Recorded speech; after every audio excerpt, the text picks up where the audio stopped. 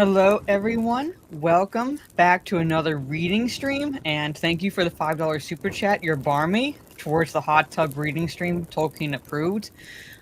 Well, I did say that if we help the Gronk Squad channel get to 500 subscribers, I would do either bikini top stream or maybe even a belly dancer costume one, basically. But regardless, maybe that stream could be the reading stream. But you all got to help me get the Gronk Squad channel to 500 subs. If you like watching gaming streams with all the tisms, basically, like these guys are a bunch of fun guys. They talk games. They are able to talk about the games because they are playing them. They have played them. Things like that. They do streams. They do premieres, and it's just like I said, all the tisms, but in a good way, in a very good way. So if you can support them, if you haven't followed that channel, very much appreciate if you do. But welcome everyone. So tonight, reading chapter 7.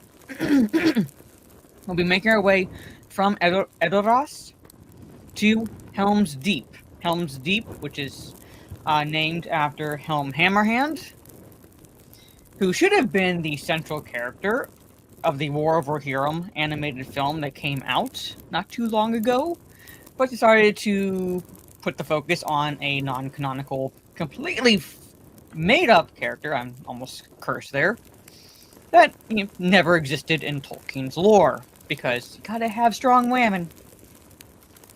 But anyway, chat. So if you did not know what Helm's Deep was named after, or whom it was named after, that's whom it was named after, Helm Hammerhand. And I still have yet to watch that movie. I have not watched War of the Rohirrim.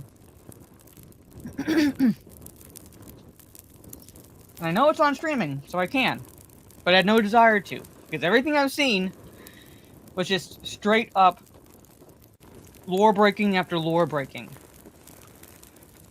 So I know the story of that War of the Rohirrim is supposed to be based on. I know that story, so I really don't need to watch it. The only reason I would need to watch it is to point out the factually, when I say factually, I mean lore factually inaccuracies in the film, such as we would not see Oliphants in that region. I don't care if they were traded to the traded to them. That would never have happened. So anyway, but this is real Tolkien. If you want to journey into Middle Earth, Lord of the Rings, Hobbit, and Lord of the Rings. And if you want to outside of those, you got the Silmarillion, Histories of Middle Earth, and so forth. But anyway, we're going to go into real Tolkien now, ladies and gentlemen. Like I said, we're going from Edoras to Helm's Deep. So sit back, and if you're watching this live, I hope you enjoy the reading. If you're watching the replay, I hope you enjoy listening to the reading.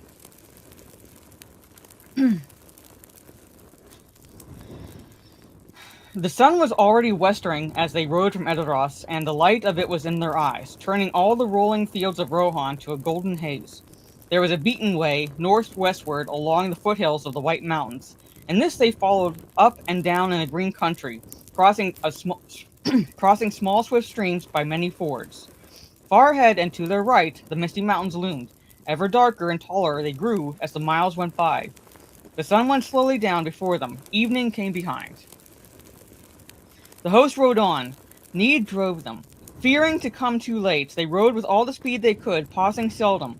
Swift and enduring were the steeds of Rohan, but there were many leagues to go. 40 leagues and more it was, as a bird flies, from Edoras to the fords of the Isen, where they hoped to find the king's men that held back the hosts of Saruman. Night closed about them. At last they halted to make their camp. They had ridden for some 5 hours, and were far out upon the western plain, yet more than half their journey lay still before them. In a great circle under the starry sky and the waxing moon, they now made their bivouac. They lit no fires, for they were uncertain of events, but they set a ring of mounted guards about them, and scouts rode out far ahead, passing like shadows in the folds of the land. The slow night passed without tidings or alarm. At dawn the horn sounded, and within an hour they took the road again. There were no clouds overhead yet, but a heaviness was in the air. It was hot for the season of the year. The rising sun was hazy, and behind it, following it slowly up the sky, there was a growing darkness, as of a great storm moving out of the east. And away in the northwest there seemed to be another darkness brooding about the feet of the misty mountains, a shadow that crept down slowly from the wizard's veil. Gandalf dropped back to where Legolas rode beside Eomer. You have the keen eyes of your fair kindred, Legolas, he said, and they can tell a sparrow from a finch a league off. Tell me, can you see anything away yonder towards Isengard? Many miles lie between, said Legolas, gazing thither and shading his eyes with his long hand. I can see a darkness. There are shapes moving in it, great shapes far away upon the bank of the river, but what they are I cannot tell. It is not mist or cloud that defeats my eyes. There is a veiling shadow that some power lays upon the land, and it marches slowly downstream. It is as if the twilight under endless trees were flowing downwards from the hills. And behind us comes a very storm of Mordor, said Gandalf. It will be a black night. As the second day of the riding drew on, the heaviness in the air increased. In the afternoon, the dark clouds began to overtake them. A somber canopy with great billowing edges flecked with dazzling light. The sun went down, blood red in a smoking haze. The spears of the riders were tipped with fire, as the last shafts of light kindled the steep faces of the peaks of Thirehern.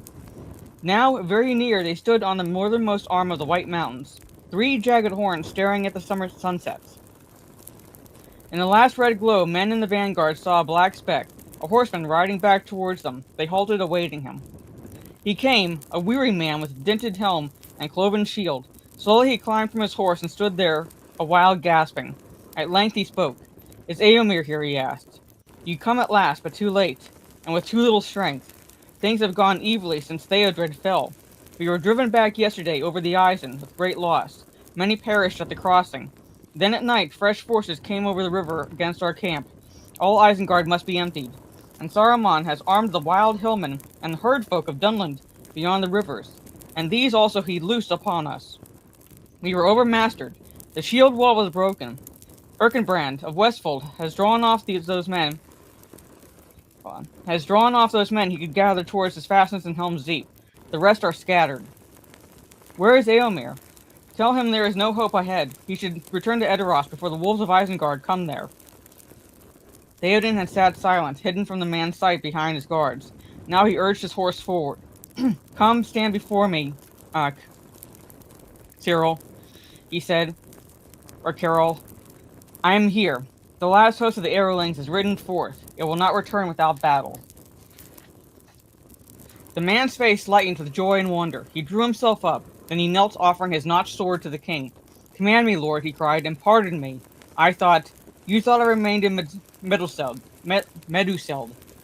bent like an old tree under winter snow. So it was when you rode to war. But a west wind has shaken the boughs, said Theoden. Give this man a fresh horse. Let us ride to the help of Erkenbrand. While Theoden was speaking, Gandalf rode a short way ahead, and he sat there alone, gazing north to Isengard and west to the setting sun. Now he came back. Ride, Theoden, he said. Ride to Helm's Deep. Go not to the fords of Isen, and do not tarry in the plain. I must leave you for a while. Shadowfax must bear me now on a swift errand. Turning to Aragorn and Eomer and the men of the king's household, he cried, Keep well the Lord of the Mark, till I return. Await me at Helm's Gate. Farewell. He spoke a word to Shadowfax, and like an arrow from the bow, the great horse sprang away. I should say bow. Even as they looked, he was gone. A flash of silver in the sunset. A wind over the grass. A shadow that fled and passed from sight. Snowmane snorted and reared, eager to follow, but only a swift bird on the wing could have overtaken him. What does that mean? Said one of the guards to Hama. That Gandalf Greyham has need of haste, answered Hama. Ever he goes and comes unlooked for. Wormtongue, were he here, would not find it hard to explain, said the other. True enough, said Hama, but for myself I will wait until I see Gandalf again. Maybe you will wait long, said the other. The host turned away now from the road to the fords of Isen and bent their course southward. Night fell, and still they rode on. The hills drew near, but the tall peaks of Thryhern were already dim against the darkening sky. Still some miles away, on the far side of the Westfold Vale, a great bay in the mountains, lay a green combe, out of which a gorge opened in the hills. Men of that land called it Helm's Deep, after a hero of old wars who had made his refuge there. Ever steeper and narrow, It wound inward from the north under the shadow of the Thryhorn, until the crow-haunted cliffs rose like mighty towers on either side, shutting out the light. At Helm's Gate, before the mouth of the deep, there was a heel of rock thrust outward by the northern cliff. There upon its spur stood... And there are pictures here, that's why I have to turn the page already.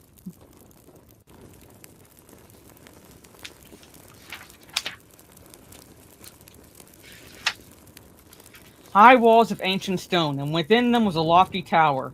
Men said that in the far-off days of the glory of Gondor, the Sea Kings had built here with this fastness with the hands of giants. The Hornburg, it was called, for a trumpet sounded upon the tower echoed in the deep behind, as if armies long forgotten were issuing to war from caves beneath the hills.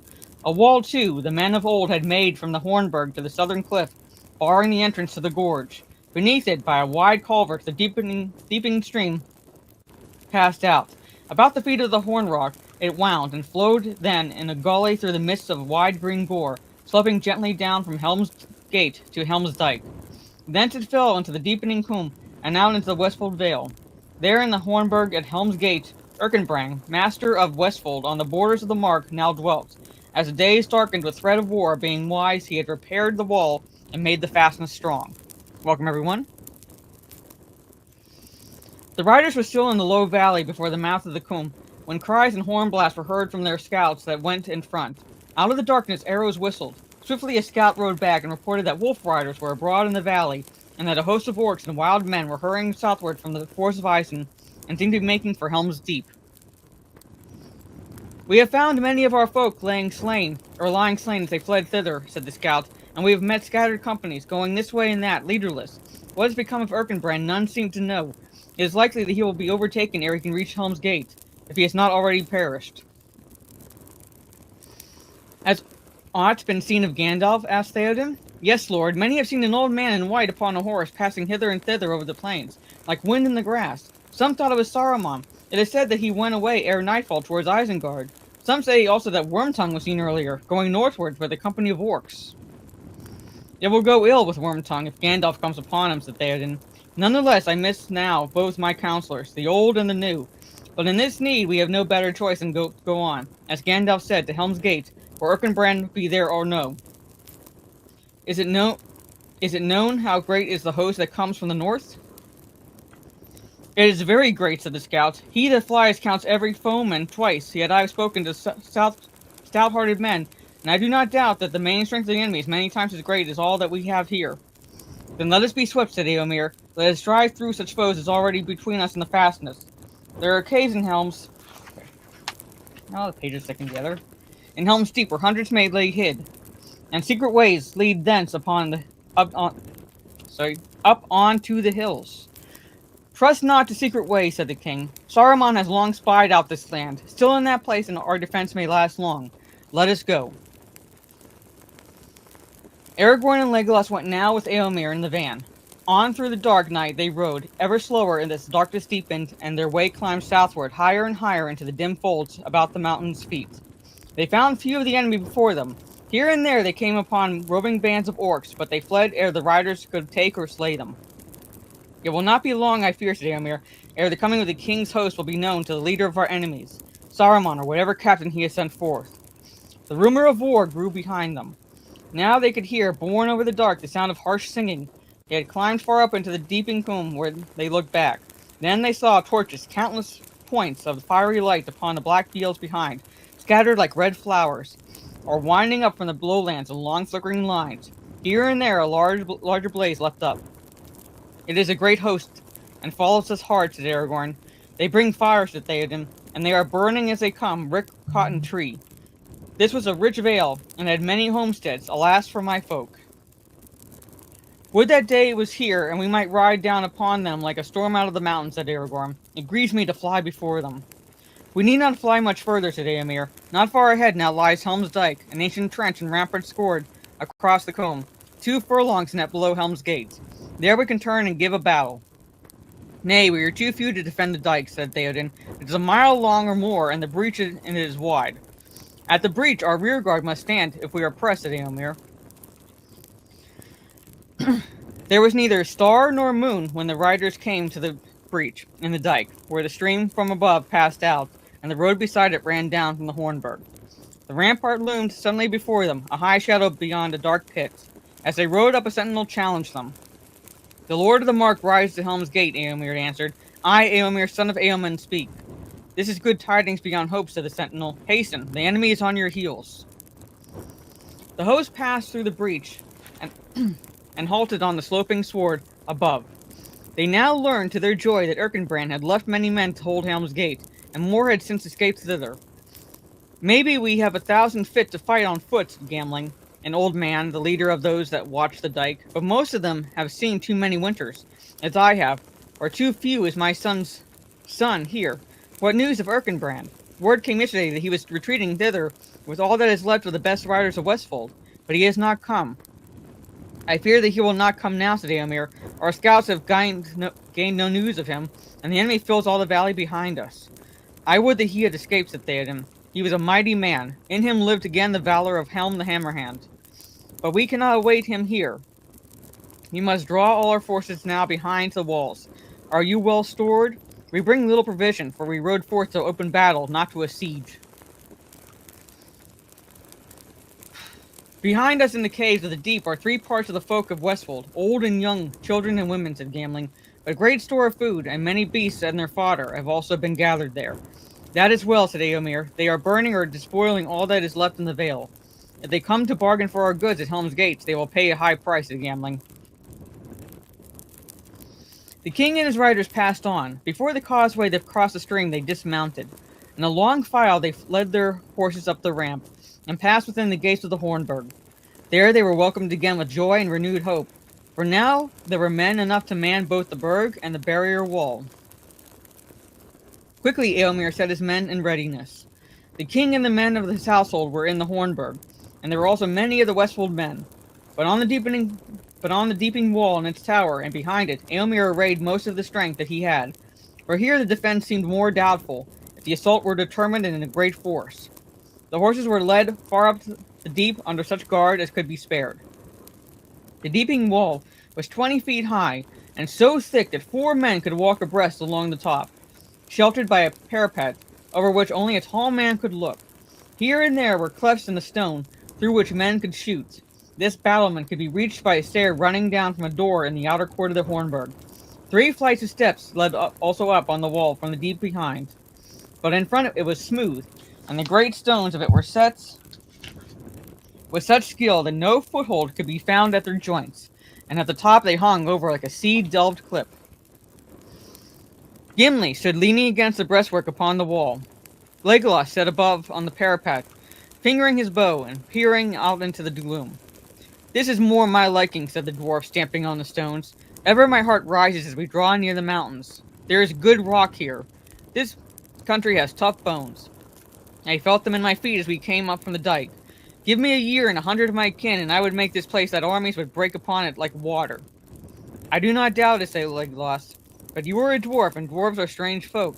I do not like this place, and I shall like it no more by the light of day. But you comfort me, Gimli, and I am glad to have you standing nigh with your stout legs and your hard axe. I wish there were more of your kin among us. But even more would I give for 100 good archers of Mirkwood. We shall need them. The Rohirrim have good bowmen after their fashion, but there are too few here. Too few." Welcome, everyone. "It is dark for archery," said Gimli. "Indeed, it is time for sleep. Sleep. I feel the need of it, as never I thought any dwarf could. Riding is tiring work, yet my axe is restless in my hand. Give me a row of orc necks and room to swing, and all weariness will fall from me." A slow time passed. Far down in the valley, scattered fires still burned. The hosts of Isengard were advancing in silence now. Their torches could be seen winding up the comb in many lines. Suddenly, from the dike, yells and screams and the fierce battle cries of men broke out. Flaming brands appeared over the brink and clustered thickly at the breach. Then they scattered and vanished. Men came galloping back over the field and up the ramp to the gate of the Hornburg. The rear guard of the Westfolders had been driven in. "The enemy is at hand," they said. "We loosed every arrow that we had and filled the dike with orcs, but it will not halt them long. Already they are scaling the bank at many points, thick as marching ants, but we have taught them not to carry torches." Sorry, me. I'll take a quick drink. Taught them not to carry torches, because now we can see where they are in the dark.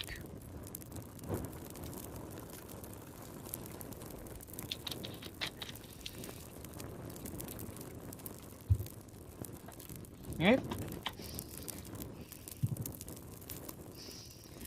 It was now past midnight. The sky was utterly dark, and the stillness of the heavy air foreboded storm. Suddenly the clouds were seared by a blinding flash. Branch lightning smote down upon the eastward hills. For a staring moment, the watchers on the wall saw all the space between them and the dike lit with white light. It was boiling and crawling with black shapes, some squat and broad, some tall and grim, with high helms and sable shields. Hundreds and hundreds more were pouring over the dike and through the breach. The dark tide flowed up to the walls from cliff to cliff. Thunder rolled in the valley. Rain came lashing down. Arrows thick as the rain came whistling over the battlements, and fell clinking and glancing on the stones. Some found a mark. The assault on Helm's Deep had begun, but no sound or challenge was heard within. No answering arrows came. The assailing hosts halted, foiled by the silent menace of rock and wall. Ever and again the lightning tore aside the darkness.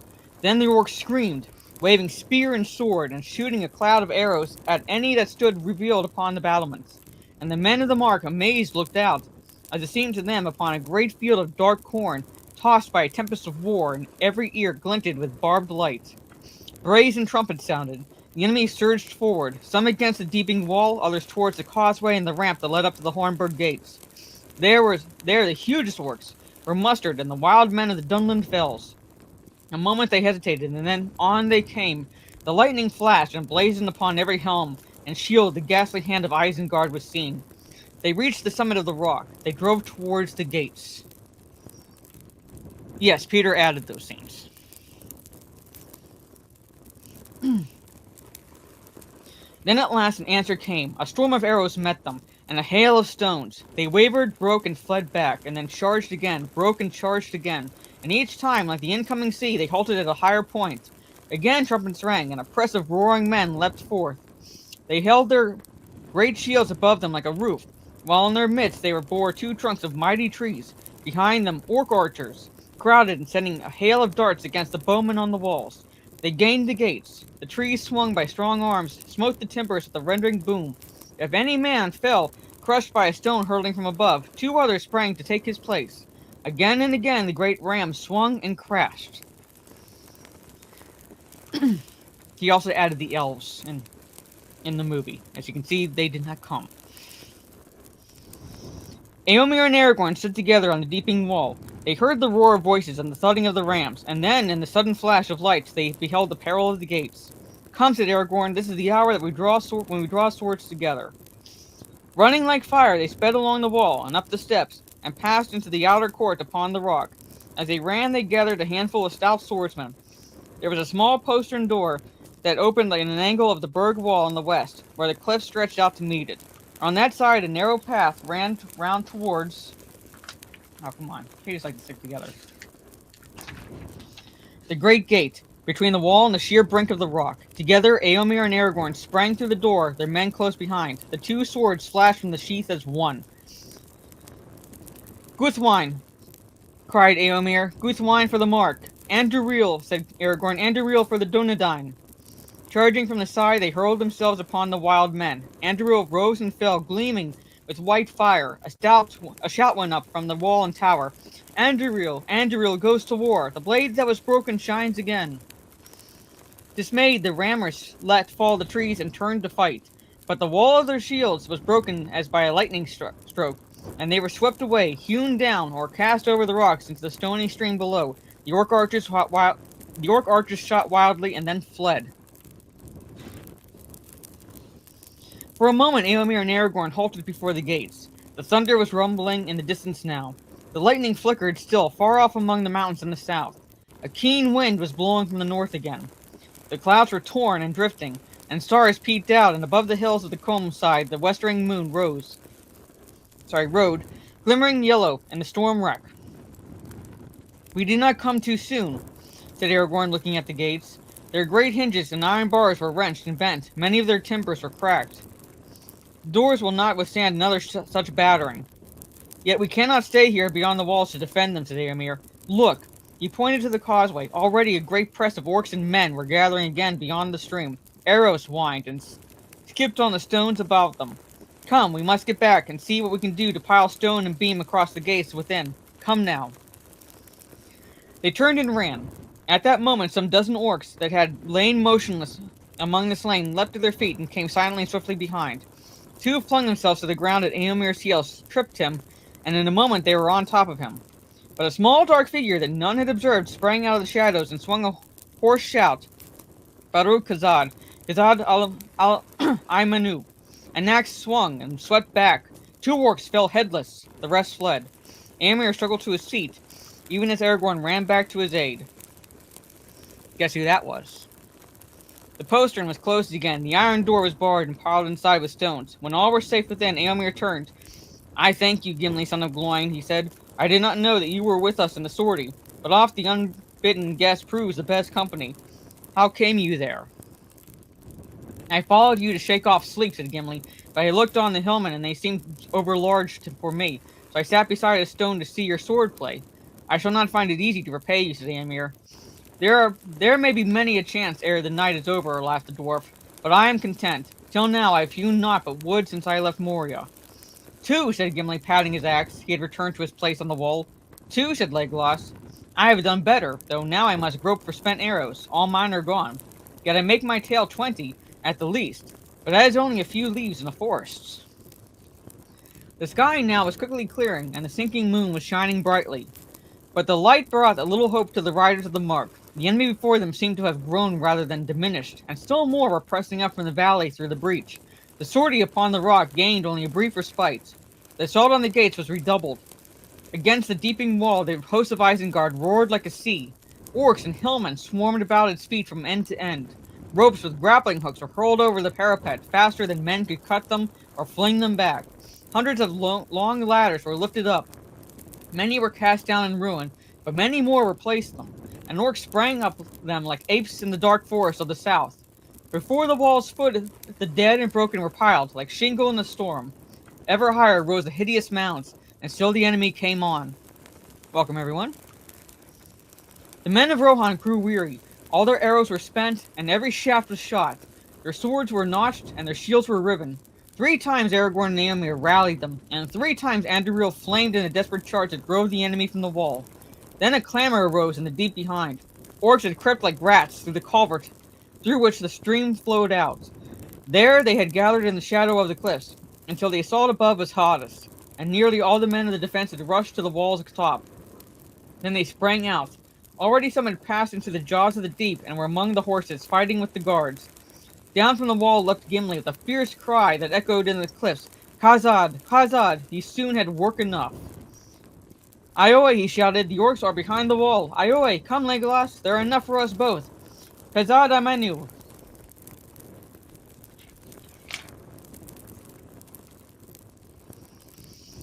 Gamling, the old, looked down from the Hornberg, hearing the great voice of the dwarf above all the tumult. The orcs are in the deep, he cried. Helmingus, he shouted as he leapt back from the stair from the rock with many men of Westfold at his back. Their onset was fierce and sudden, and the orcs gave way before them. Ere long they were hemmed in the narrows of the gorge, and all were slain or driven shrieking into the chasms of the deep to fall before the guardians of the hidden caves. 21, cried Gimli. He hewed a 2-handed stroke and laid the last orc before his feet. Now my count passes Master Legolas again. We must stop this rat hole, said Gamling. Dwarves are said to be cunning folk with stone. Lend us your aid, master. We do not shape stone with battle axes, nor with our fingernails, said Gimli, but I will help as I may. They gathered such small boulders and broken stones as they could find to hand, and under Gimli's direction, the Westfold men blocked up the inner end of the culvert until only a narrow outlet remained. Then the deepening stream, swollen by the rain, churned and fretted in its choked path and spread slowly in cold pools from the cliff to the cliff. It will be drier above, said Gimli. Come, Gamling, let us see how things go on the wall. He climbed up and found Legolas beside Aragorn and Eomer. The elf was whetting his long knife. There was for a while a lull in the assault, since the attempt to break into the culvert had been foiled. 21, said Gimli. Good, said Legolas, but my count is now 24. It has been knife work up here. Eomer and Aragorn leant wearily on their swords. Away on the left, the crash and clamor of the battle on the rock rose loud again. But the Hornburg still held fast, like an island in the sea. Its gates lay in ruin, but over the barricade of beams and stones within no enemy had yet passed. Aragorn looked at the pale stars and the moon, now sloping behind the western hills that enclosed the valley. "This is a night as long as years," he said. "How long will the day tarry?" "Dawn is not far off," said Gimli, who had now climbed up beside him. "But dawn will not help us, I fear." "Yet dawn is ever the hope of men," said Aragorn. "But these creatures of Isengard, these half-orcs and goblin men, that the foul craft of Saruman has bred, they will not quail at the sun," said Gimli, "and neither will the wild men of the hills. Do you not hear their voices?" "I hear them," said Eomer, "but they are only the scream of birds and the bellowing of beasts in my ears." "Yet there are many that cry in the Dunlin tongue," said Gimli. "I know that tongue. It is an ancient speech of men, and once was spoken in many western valleys of the Mark. Hark, they hate us, and they are glad, for our doom seems certain to them. The king, they cry. We will take their king. Death to the Forgoil, death to the Strawheads, death to the robbers of the north. Such names they have for us. Not in half 1,000 years have they forgotten their grievance that the lords of Gondor gave the mark to the Earl of Young, to Earl the Young, and made alliance with him. That old hatred Saruman has inflamed. They are fierce folk when roused. They will not give way now for dusk or dawn until Theoden is taken or they themselves are slain. Nonetheless, they will bring hope to me," said Aragorn. "Is it not said that no foe has ever taken the Hornburg, as if men defended it?" "So the minstrels say," said Eomer. "Then let us defend it, and hope," said Aragorn. Even as they spoke, there came a blare of trumpets. Then there was a crash and a flash of flame and smoke. The waters of the deepening stream poured out hissing and foaming. They were choked no longer. A gaping hole was blasted in the wall. A host of dark shapes poured in. "Devilry of Saruman," cried Aragorn. "They have crept in the culvert again while we talked, and they have lit the fire of Orthanc beneath our feet. Elendil, Elendil," he shouted as he leapt down into the breach. But even as he did so, 100 ladders were raised against the battlements. Over the wall and under the wall, the last assault came sweeping in like a dark wave upon a hill of sand. The defense was swept away. Some of the riders were driven back, further and further into the deep, falling and fighting as they gave way, step by step, towards the caves. Others cut their way back towards the citadel. A broad stairway climbed from the deep up to the rock and rear gate of the Hornburg. Near the bottom stood Aragorn. In his hand, still Anduril gleamed, and the terror of the sword for a while held back the enemy, as one by one all who could gain the stair passed up towards the gate. Behind on the upper steps knelt Legolas. His bow was bent, but one gleamed arrow was all that he had left, and he peered out now, ready to shoot the first orc that should dare to approach the stair.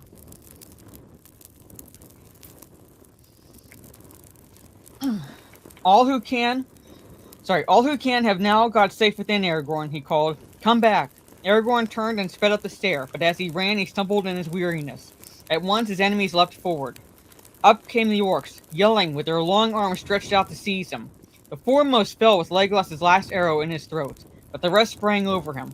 Then a great boulder, cast from the outer wall above, crashed down upon the stair and hurled them back into the deep. Aragorn gained the door, and swiftly it clanged to behind him. "Things go ill, my friends," he said, wiping the sweat from his brow with his arm. "Ill enough," said Legolas, "but not yet hopeless, while we have you with us. Where is Gimli?" "I do not know," said Aragorn. "I last saw him fighting on the ground behind the wall, but the enemy swept us apart." "Alas, that is evil news," said Legolas. "He is stout and strong," said Aragorn. "Let us hope that he will escape back to the caves. There he would be safe for a while. Safer than we. Such a refuge would be to the liking of a dwarf." "That must be my hope," said Legolas. "But I wish that he had come this way. I desire to tell Master Gimli that my tale is now 39. "If he wins back to the caves, he will pass your count again," laughed Aragorn. "Never did I see an axe so wielded." "I must go and seek some arrows," said Legolas. Would that this night would end, and I could have better lighting for shooting." Welcome again, everyone. Thank you, Jody.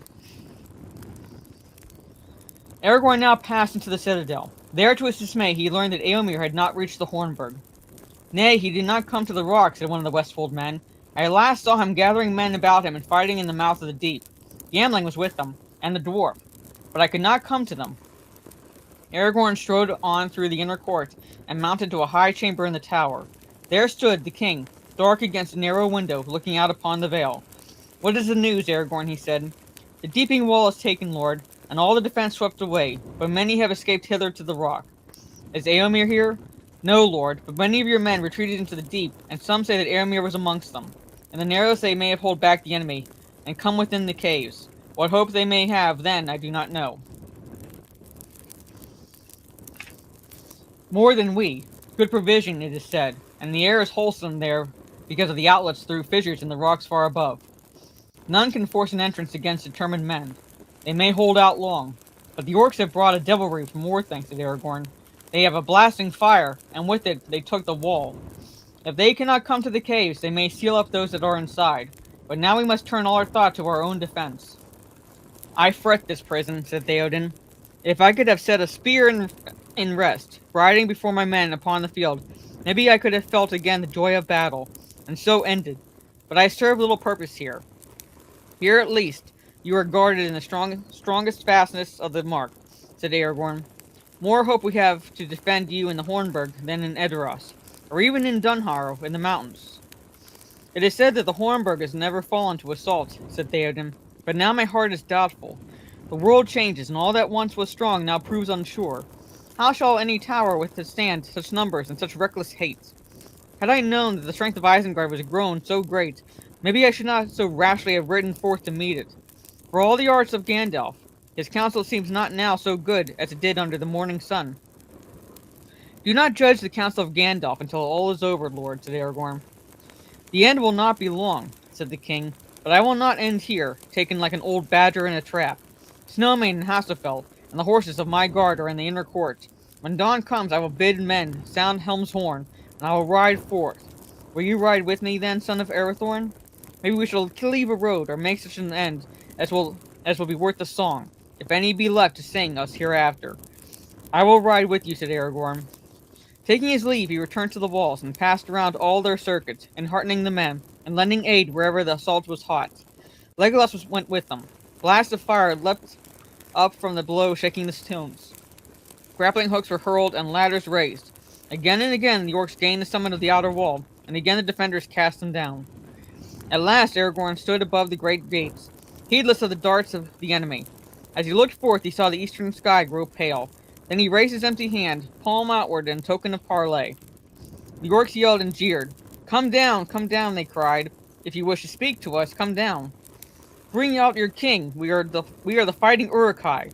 We will fetch him from his hole if he does not come. Bring out your skulking king." "The king stays or comes at his own will," said Aragorn. "Then what are you doing here?" they answered. Why do you look out? Do you wish to see the greatness of our army? We are the fighting Uruk-hai." "I looked out to see the dawn," said Aragorn. "What of the dawn?" they jeered. "We are the Uruk-hai. We do not stop the fight for night or day, for fair weather or for storm. We come to kill by sun or moon. What of the dawn?" "None knows what the new day shall bring him," said Aragorn.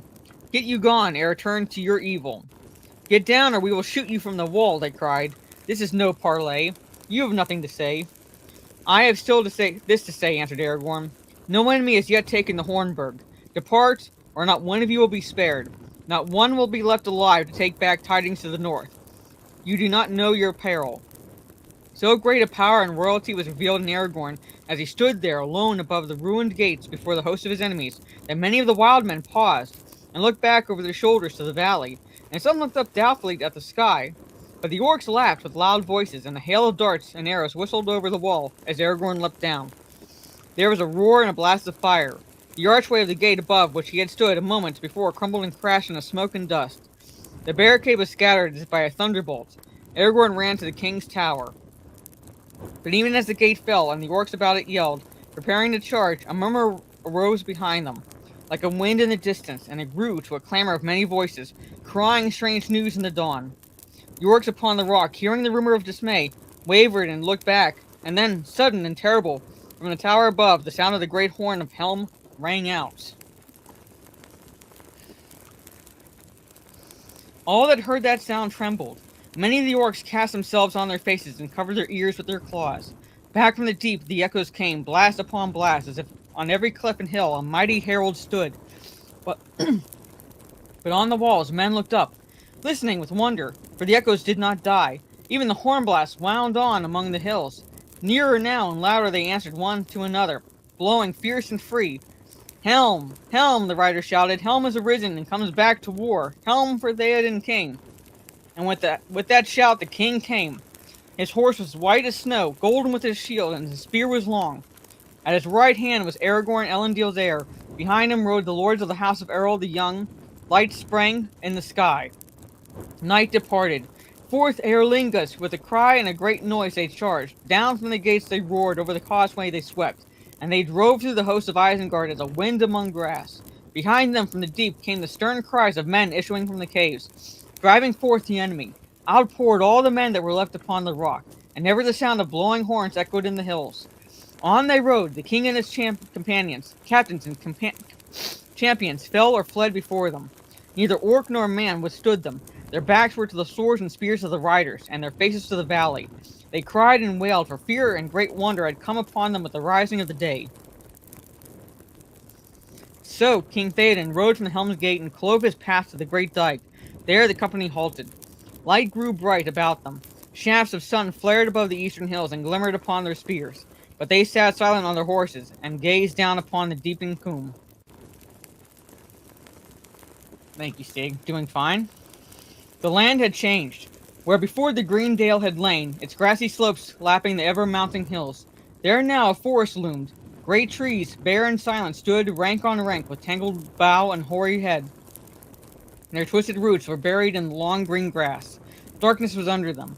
Between the dike and the eaves of that nameless wood, only 2 open furlongs lay. There now cowered the proud host of Saruman, in terror of the king and in terror of the trees. They streamed down from Helm's Gate until all above the dike was empty of them. But below it they were packed like swarming flies. Vainly they crawled and clambered about the walls of the combe, seeking to escape. Upon the east, too sheer and stony was the valley's side. Upon the left, from the west, their final doom approached. There suddenly upon a ridge appeared a rider, clad in white, shining in the rising sun. Over the low hills the horns were sounding. Behind him, hastening down the long slopes, were 1,000 men on foot. Their swords were in their hand. Amid them strode a man tall and strong. His shield was red. As he came to the valley's brink, he set to his lips a great black horn and blew a ringing blast. "Erkenbrand," the rider shouted, "Erkenbrand! Behold the white rider," cried Aragorn. "Gandalf has come again." Mithrandir, Mithrandir," said Legolas, "this is wizardry indeed. Come, I would look on this forest ere the spell changes." The host of Isengard roared, swaying this way and that, turning from fear to fear. Again the horn sounded from the tower. Down through the breach of the dike charged the king's company. Down from the hills leapt Erkenbrand, lord of Westfold. Down leapt Shadowfax like a deer that runs sure-footed in the mountains. The white rider was upon them, and the terror of his coming filled the enemy with madness. The wild men fell on their faces before him. The orcs reeled and screamed and cast aside both sword and spear. Like a black smoke driven by a mounting wind, they fled. Wailing, they passed under the waiting shadow of the trees, and from that shadow none ever came again. And that, from there, will be the road to Isengard, ladies and gentlemen. And that is Helm's Deep.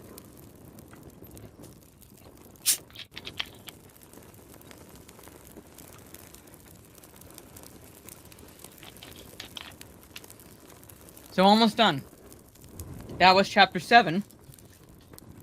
And in book 3, because as I said, if we're being technical, Tolkien wrote The Lord of the Rings as 6 books. So in book 3, we finished chapter 7. We have 4 more to go.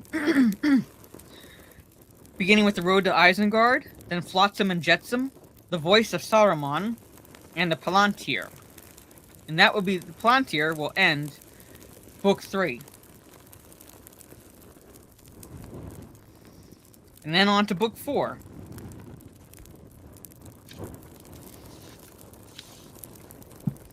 Book 4 will end the 2 Towers. Book 5 will begin the Return of the King. So only 4 more chapters left. in book 3. So I'm nearly done with book 3.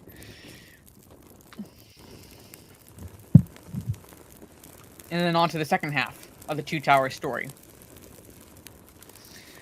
But there it is, ladies and gentlemen. That is the reading stream for this evening. I'm only really reading one chapter at a time because, the deeper we get into these books, the longer the chapters tend to be. And it's hard enough for me reading nearly 20 pages for one chapter, and there's no way I can do double that. But there it is. Ladies and gentlemen. I hope you enjoyed that chapter 7, Helm's Deep. As I said, we'll be on our way to Isengard next reading stream. Tomorrow, Thursday, and Friday is little iffy. But tomorrow and Thursday, back to my gaming streams. I think I figured out what happened with OBS and the Silent Hill 2 stream. I'm hoping if I figured it out, then I should have no issues with the streams I set up tomorrow and Thursday. The only reason I say that Friday might be a bit iffy is because Friday afternoon. Now, it's Friday afternoon, but I have no idea how long it's going to take, so I have no idea how long, when exactly I'll be getting home. But my one brother has a LASIK appointment.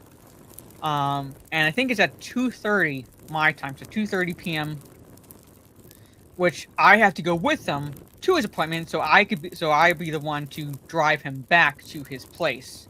I'm not sure how long the appointment is going to last. It's kind of a little ways away, so it's going to be a little bit of a drive.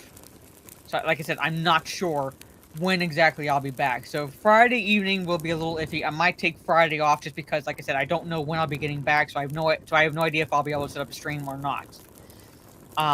Saturday also will be very iffy because if I'm able to stream, and that's a big if, it'll be in the afternoon because Saturday evening I'll be hanging out with my siblings, doing siblings hangouts, and one brother works until about 4:30 p.m.